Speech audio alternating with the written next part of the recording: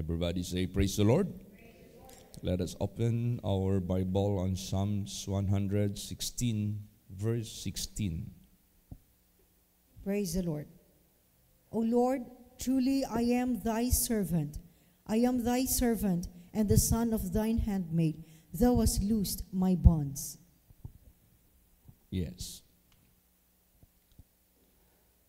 Napaka-importante yung ating paglilingkod sa Diyos. That it must be true. Kailangan ito totoo. Paano maging totoo ang ating pag-serve sa Diyos? Jesus said, I am the way, I am the truth.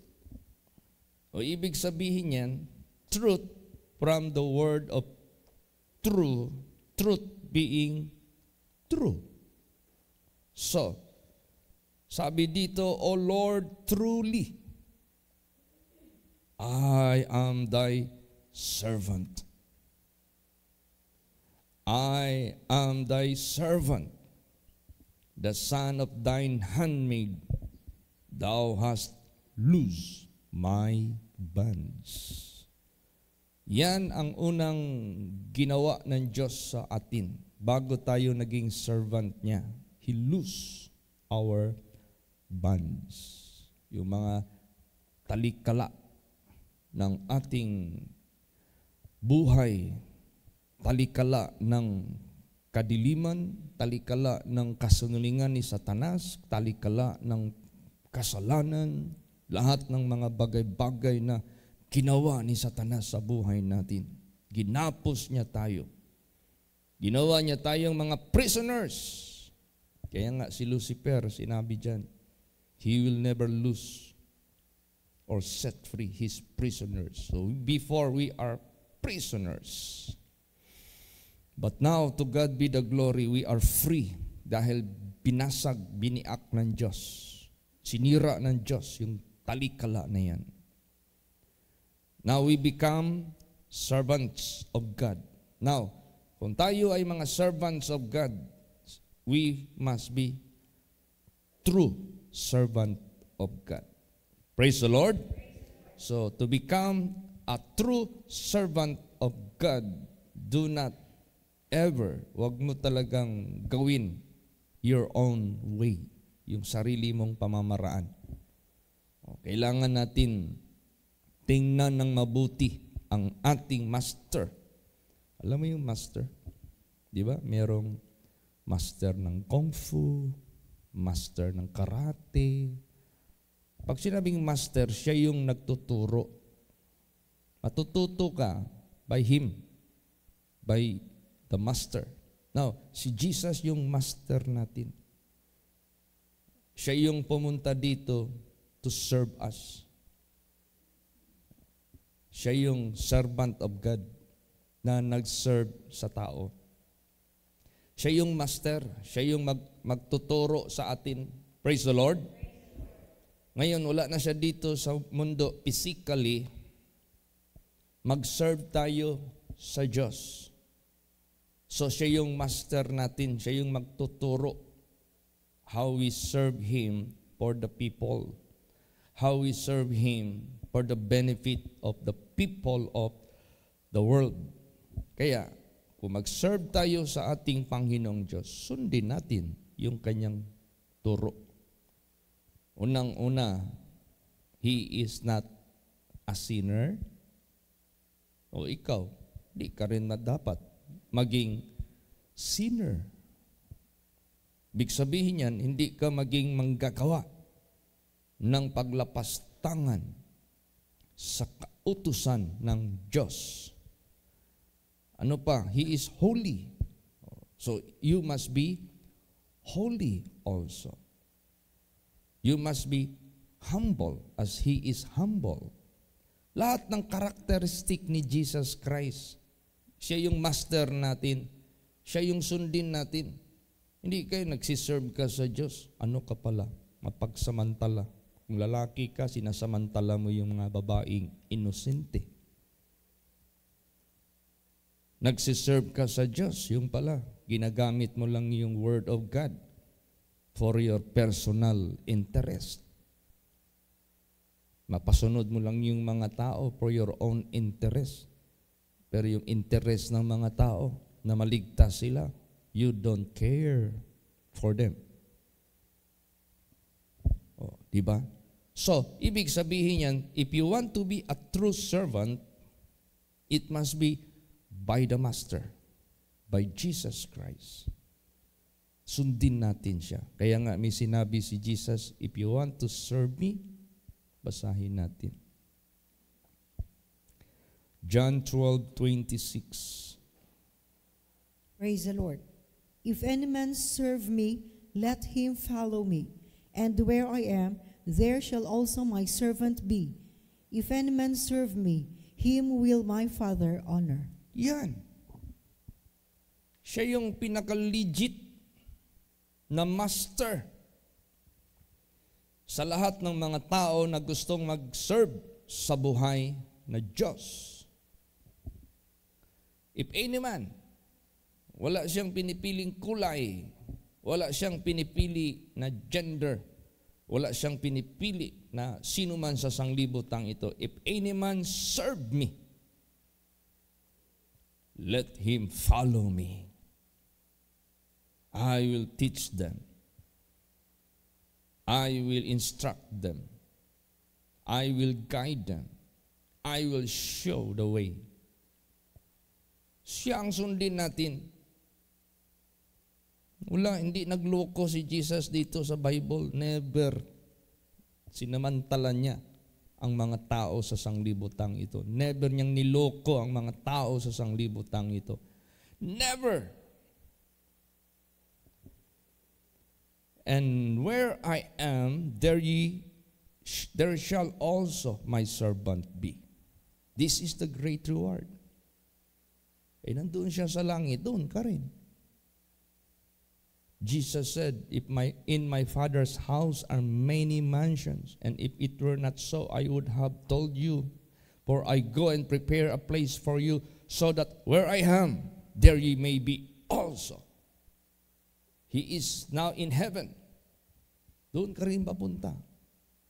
Kaya itong pag-serve natin sa Diyos, privilege to be in heaven, to be in the kingdom of God, to be with Him. If any man serve me, him will my Father honor. Mag-serve ka sa Kanya. Anong hingin mo sa prayer, i-honor yan ng Diyos. Merong gustong magpuksa sa iyo, i-honor ka ng Diyos. Merong gustong magpahamak sa iyo, i-honor ka ng Diyos. Ibig sabihin yan, pag i-honor ka ng Diyos, you are being protected by Him. Pag i-honor ka ng Diyos, papakita ng Diyos na ikaw ay sa Kanya. Tingnan mo how God honored His people in the Bible. Pinapakitaan niya ng malalaking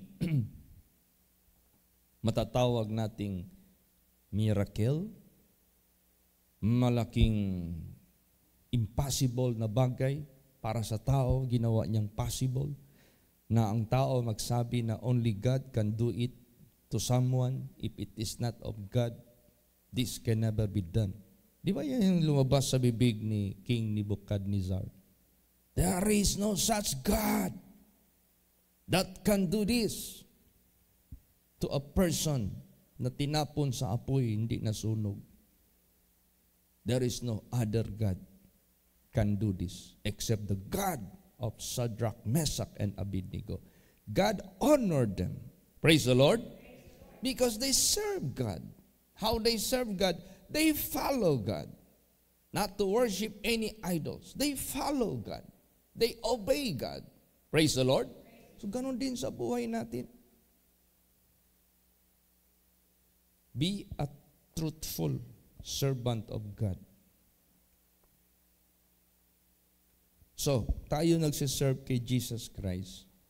Huwag nating i-neglect itong binigay ni Jesus sa atin na pagsiserve. Basahin natin. 2 Chronicles 29:11. Praise the Lord.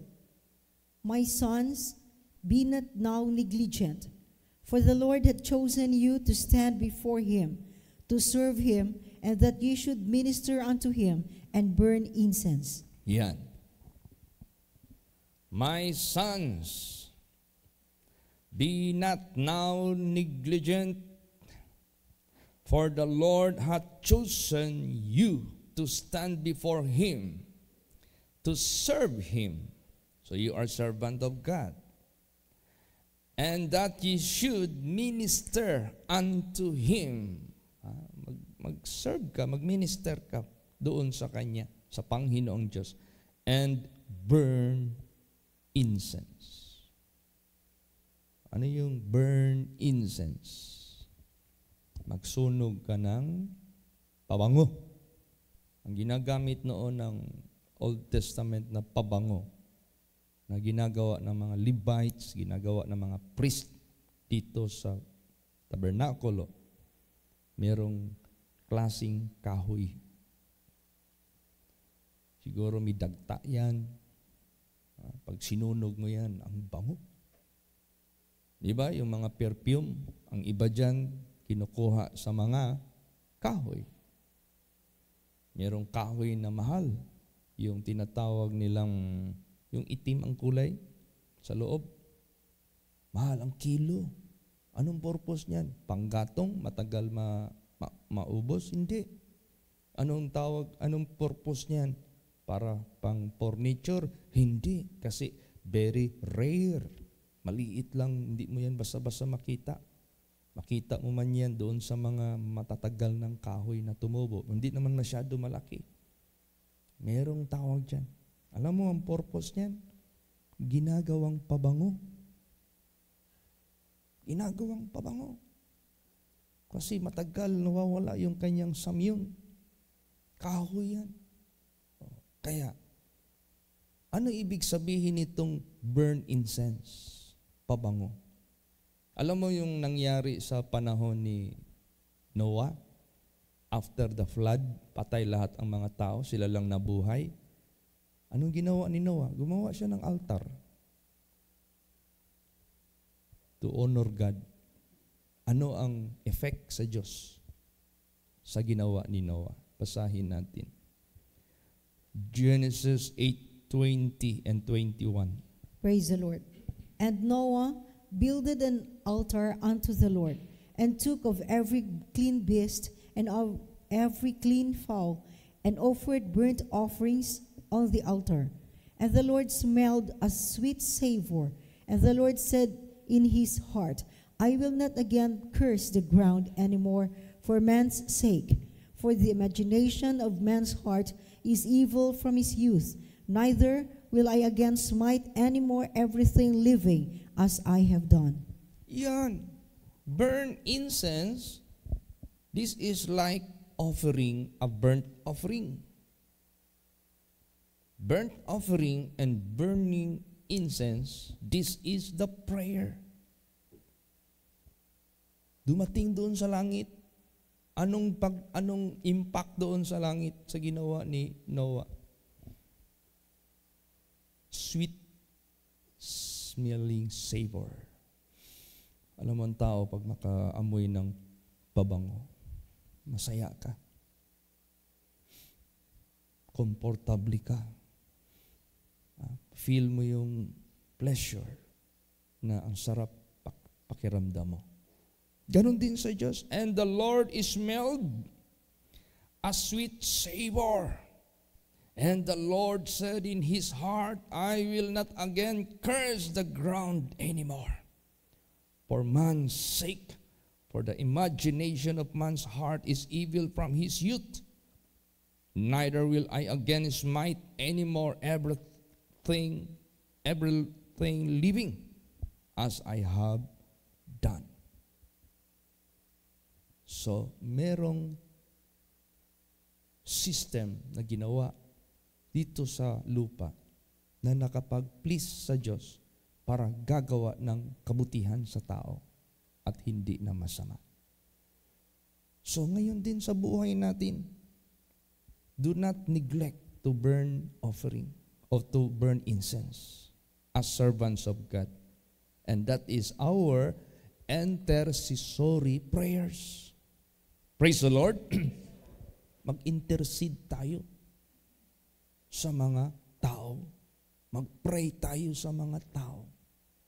Para sila kaawaan, para sila ligtasin. Yan yung ginawa ng ating Master, ng ating Panginoong Hesukristo. Basahin natin yan. Hebrews 7:25. Praise the Lord.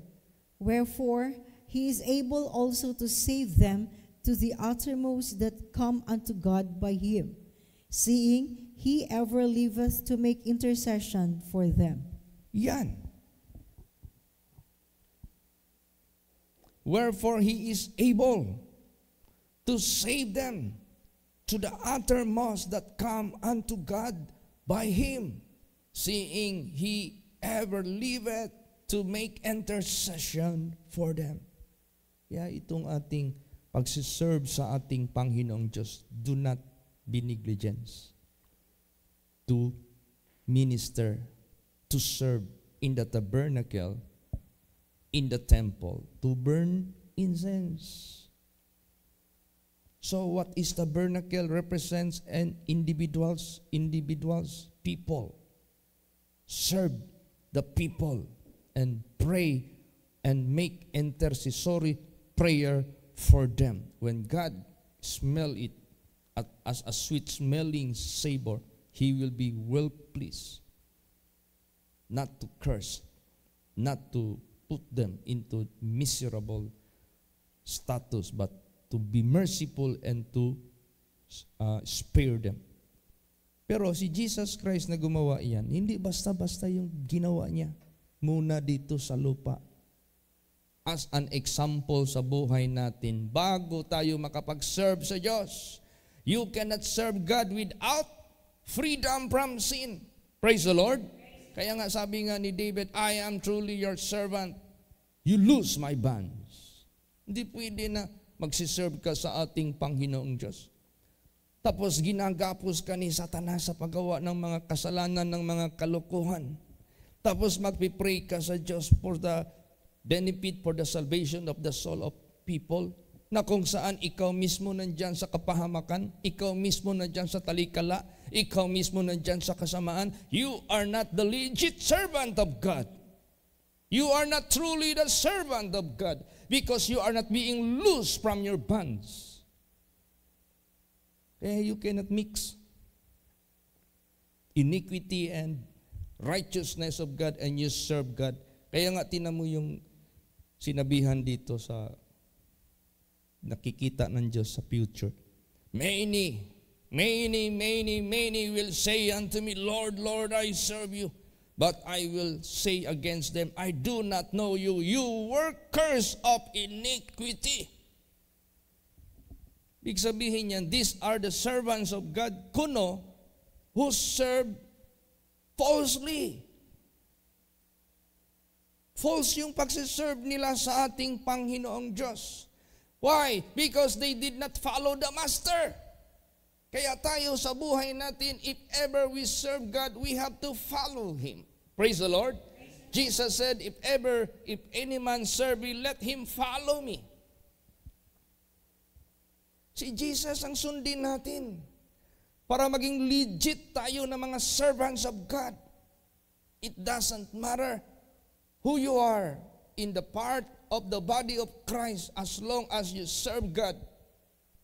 It doesn't matter saan kang parte ng katawan ng Diyos.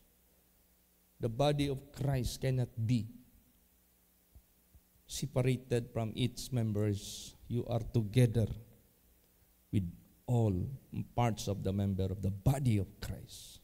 Hindi lang pastors maging holy. Hindi lang mga pastors maging truthful. Lahat ng mga anak ng Diyos who choose to serve God. Praise the Lord. Sundin natin ang ways ng Diyos. Alam mo anong example pinakita ni Lord Jesus? Basahin natin. Hebrews 2:18. Praise the Lord. For in that he himself hath suffered being tempted, he is able to succor them that are tempted. Yan. Isa yan. Na ipinakita ng ating Panginoong Hesukristo as illustration, as demonstration. Gusto mo makatulong? What do you mean of word succor? Succor is help. Gusto mong maka-help? Gusto mong makatulong? Those who are tempted, follow Jesus Christ. Anong example, demonstration na pinakita ni Lord Jesus Christ sa lahat ng mundong ito? So that those who want to serve Him must follow Him. Praise the Lord. For in that He Himself hath suffered. Ano yung past tense na word? Suffered. Pag sinabing suffered, nagtiis ka. Ibig sabihin niya, nagpigil ka sa sarili mo. Being tempted, nagsuffer ka. Hindi kayo nagsuffer ka sa consequence. After you are being tempted, you committed sin and then you suffered. No, nauna yung suffer. Praise the Lord. Being tempted. Hindi ibig sabihin if you are being tempted, you sinned. No. Jesus Christ was tempted. Joseph in the Old Testament was tempted. Shadrach, Meshach, Abednego were tempted to commit iniquity. Marami pa mga children of God dito. But Jesus suffered. Big sabihin niyan, yung pinapakain na siya ng gusto ni Satanas, gawin yung bato na tinapay. He suffered. Hindi siya nagpatukso. Nung iniintay siya, magpakita ng exhibition, patalunin siya, gamitin yung angels na magsalo sa kanya. He was tempted. But he suffered. Pinigilan niya, hindi niya ginawa. Nung ibibigay ni Satanas sa kanya, kasi sabi ni Satanas, all power and authority given daw sa kanya, siya daw ang may kapangyarihan. Sinungaling si Satanas. Si Jesus ang totoo. All power is given unto me, both heaven and earth. Si Lucifer, kinot niya yan, yung tinent niya si Jesus na ibigay niya yung glory ng mundong ito, riches. Basta mag-bow down lang siya. Sabi ni Satanas, all power given to me. To whom I will give, will be given. Sinungaling. Hindi nagpatukso si Jesus. It is written, only worship the Lord thy God. You are not God to be worshipped. Praise the Lord. Nagtiis siya. Kung si Elvis Presley at saka si Michael Jackson, nagtiis yan sa tukso. Hindi yan na napahamak yung kaluluwa nila na namatay sila dyan sa kanilang career na entertainer sa makamundong entertainment. Sino pala yan sila? Look at their story. Read their origin. They were choirs. They were singers in the church. But Satan tempted them to be famed and to be rich as long as they perform worldly songs and perform dance sa mga tao and perform rock and roll para yung mga tao masaya. Ilang adik yan dyan na mag-benefit sa kanilang talent. See? Hindi man sila nagtiis. Dapat nagtiis sila. Dapat sinabi nila, no, Satan, I rather to sing for the Lord exclusively rather than to mix up myself with the devil. Magtiis ka. Yan ang example ng master natin. Praise the Lord. Basahin natin yan.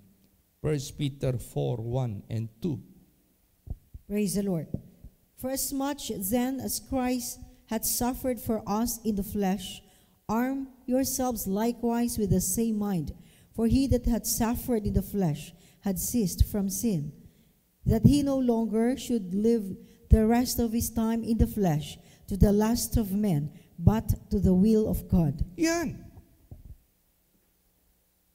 Yan ay example na pinakita ng ating Panginoong Kristo, and we have to follow exactly, perfectly. Anong sinabi dyan? For as much then as Christ had suffered for us in the flesh, nagtiis siya. For our benefit, nagtiis siya sa flesh, nagtimpi siya. Arm yourselves likewise with the same mind. Anong arm? Alam niyo yung arm? Para kang naghanda ng baril, naghanda ng anything for the battle. You are being armed. Yung utak mo. Arm your mind with the same mind of Christ. Dahil ang nagtitiis sa laman, naghihinto sa kasalanan para yung nalalabi na iiwan na buhay mo sa mundong ito, mabibigay mo yan to the will of God. Praise the Lord. Para sa will ng Diyos. Hindi para sa will ni Satanas na maimpyerno ka. Hindi sa will ni Satanas gagawa ka ng kasamaan at didadamay mo yung mga tao. So ang tanong, are you tempted? When you are tempted, did you suffer in the flesh? As what Christ did? Gawin natin yan. Praise the Lord. At kung mayroong binigay si Jesus na chance sa atin, makarecover tayo sa ating mga previous na mga nagawa na mga kalukuhan nang hindi pa tayo dumating kay Kristo Jesus. Yung naiwan na buhay natin, ibigay na natin yan sa Kanya. Huwag na tayong babalik sa pag-isi-isi, sa pag-fulfill. Ganon din ako. I was tempted. I testify this to you. When I went many countries, maraming tukso nangyari sa akin doon because alam mo si Satanas, itutuksoin ka kung nag-iisa ka. Kung married ka, kung walang asawa mo, tutuksoin ka ni Satanas to commit sin. Pero magtiis. Huwag kang mag-give in sa tukso. Lahat mga anak ng Diyos, whether you are married or single, any kind of temptation, any kind of form of temptation for us to commit sin, let us suffer in the flesh. Praise the Lord.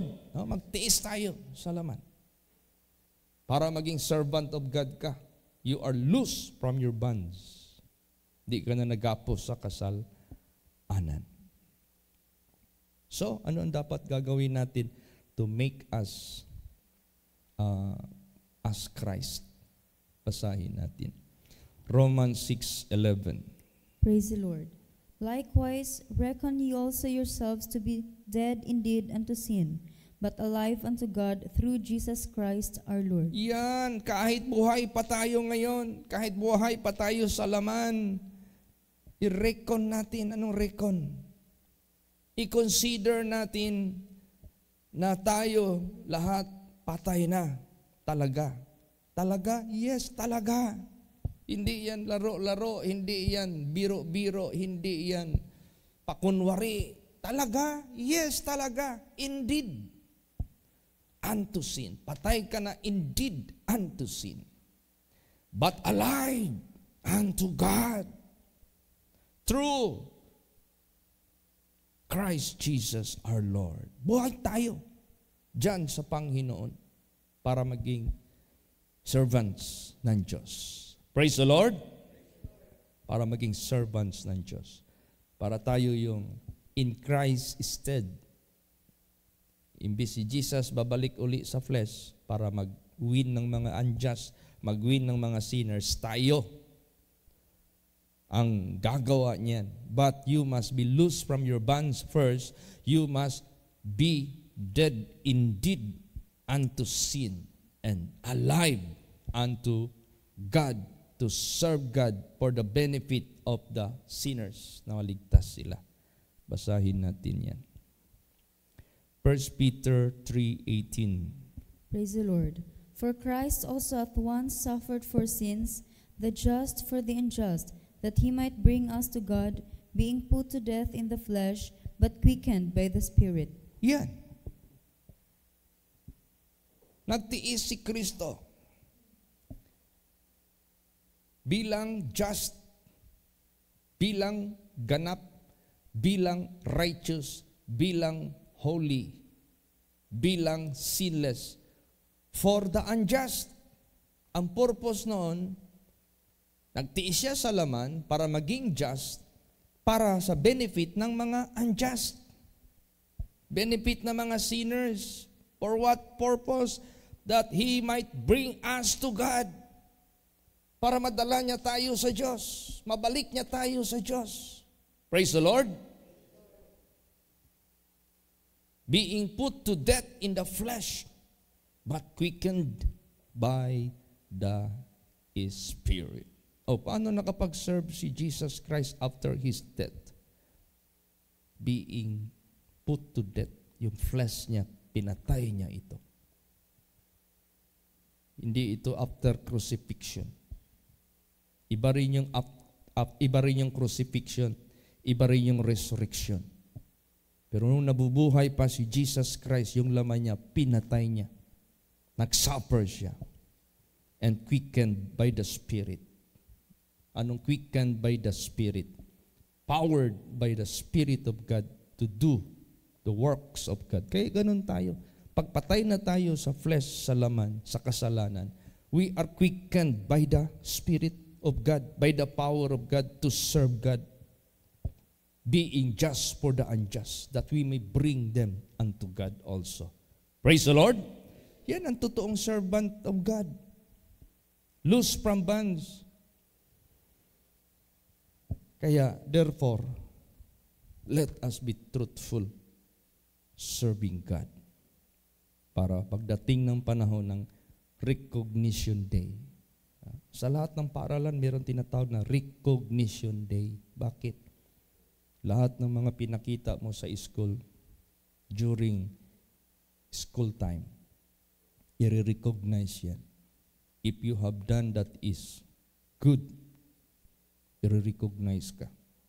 But if you didn't, hindi mo ginawa, you are not being recognized. You can never be included in the list of the roll call. Hindi ka matawag yung pangalan mo. Kaya,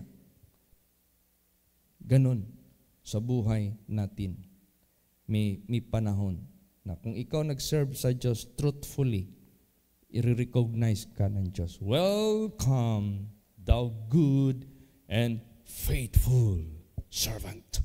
Enter thou into the joy of your Lord. Recognize. Na merong recognition, merong tinatawag na consolation, merong tinatawag na awarding pagdating ng panahon. So, tayong lahat mga anak ng Diyos, do not neglect to offer burnt incense. That is the prayer of the servants of God. Basa pa, Hebrews 5:7. Praise the Lord. Who in the days of his flesh, when he had offered up prayers and supplications with strong crying and tears unto him that was able to save him from death, and was heard in that he feared. Yan. Tingnan mo. Nung panahon sa mga araw ng kanyang laman, nasa laman pa siya, na hinandog niya ang mga dalangin, supplications with strong crying and tears.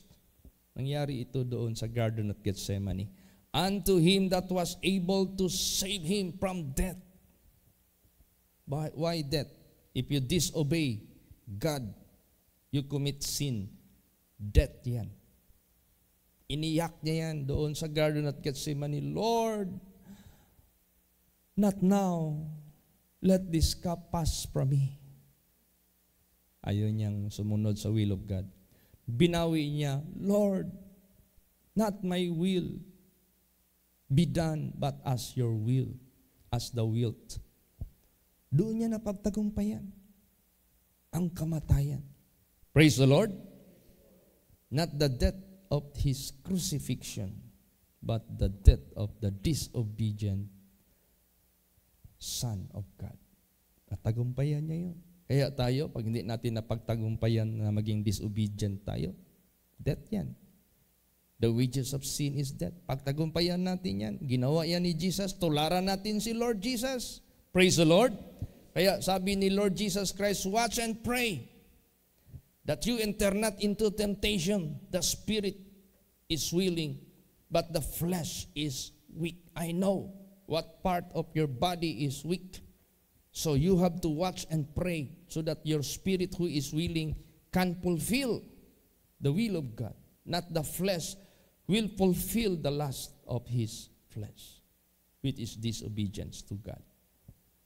Kaya kung naging prayerful man si Lord Jesus Christ at nakapag-serve siya sa atin, nakapag-intercede siya sa atin, gumawa siya ng supplication for our sake. Ganon din ang gawin natin. Prayerful ka, watchful ka. Precious ka masyado na nilalang sa mundo. You are going to bring people before God to be saved. Magdadala ka ng maraming kaluluwa na mga tao para sa Panginoong Diyos. Ganon tayo na nagsiserve sa Diyos. So, remember, you want to be a true servant of God. As David said, I am truly your servant. You loose my bonds. Si Jesus ang titikan natin. Siya yung sundin natin. Siya yung master natin. Di ba si David, marami siya ditong sinasabi sa Psalms, Thou hast taught my fingers how to fight the battle. Sa spiritual natin yan i-apply sa buhay natin. He is our master. God is our master. How to fight victoriously over our enemies. So Jesus is our master. Titikan natin si Jesus. All He illustrated or demonstrated in His life in the world. Siya yung titikan natin. Lahat na ginawa niya, sundin natin yan. Kasi wala siyang ibang purpose. I didn't come to be served, but to serve, to minister. Siya yung pinaka-perfect na servant of God. Minsan, kung basahin mo yung Old Testament, ang titulo na ina-address kay Jesus, servant of God. Praise the Lord. Kaya tayo, na naniwala dyan kay Lord Jesus, na gustong mag-serve sa Kanya, you must be true servant of God. Titikan natin si Jesus. Suriin natin ang ginawa ni Jesus. Hindi tayo magkakamali. He suffered in the flesh. He is just for the unjust, that He may bring them to God para sa kaligtasan. Last verse, Isaiah 45:22. Praise the Lord. Look unto me and be ye saved, all the ends of the earth, for I am God and there is none else. Yan. Siya ang titikan natin. Sinabi na niya yan sa Old Testament pa. Nangyari yan sa New Testament. Look unto me and be ye saved. Pag tumingin ka kay Lucifer, laglag ka. Impyerno ka talaga. Huwag ka dyan tumingin, tumitik. Yung iba, tumititik doon sa mga makasalanan. Tapos sasama doon sa kanila. Hindi na nila tiningnan yung kapahamakan na mangyayari sa mga makasalanan. Ang kanilang impression, being impressed sa mga makasalanan, yung mga pakana ni Satanas na kasunlingan na pleasures of this world. lust of the eyes, lust of the flesh, and pride of life. Yun ang tinitikan nila, mga makasalanan. Sinunod nila, kung saan papunta yung mga makasalanan, doon din sila. Kaya gusto nating masave. Tumingin tayo doon sa Savior. Tumingin tayo doon sa save, para masave ka rin. Jesus Christ, it is God. Look unto me and be saved, all the ends of the earth, including Philippines, and all the entire world. For I am God, there is none else. Wala nang iba. There is none else. I am the Savior. God said, no Savior. Wala nang Savior. Kaya, Jesus is God in the flesh. God is with us. Emmanuel. Praise the Lord. Kaya, wala na siya sa flesh. Tayo pa ang nasa flesh. Tayo yung mag-stand in His stead. Let us serve God too. Mag-serve din tayo sa Diyos, but it must be truly. You should be serve God. Kailangan yung truly, yung talagang truthfulness, faithfulness dyan sa Kanya. Kaya, to God be the glory. May God make everyone watchful, prayerful, vigilant, sober. To be an overcomer. That you may serve God truly. That hindi ka nababalik sa bands kung saan ka. Diba? Sabi ni Paul, stand fast therefore in the liberty wherewith Christ hath made you free. Where Christ made us free from our bonds. What kind of bonds? Captivity of sin, captivity of Satan, captivity of the darkness. Diyan tayo pinalaya ni Jesus, kinuha niya tayo diyan. Stand fast therefore in the liberty wherewith Christ hath made us free, and be not entangled again. Huwag ka nang babalik doon. With the yoke of bondage. So, as free, let us be the servants of God. To do His will. The rest of our lives will be given to God to serve Him. It is suffice for all of us. We have already gone the works of iniquities, the works of darkness, drunkenness, lasciviousness, fornication, all kinds of manner of sin. It is suffice for us. Tama na yun.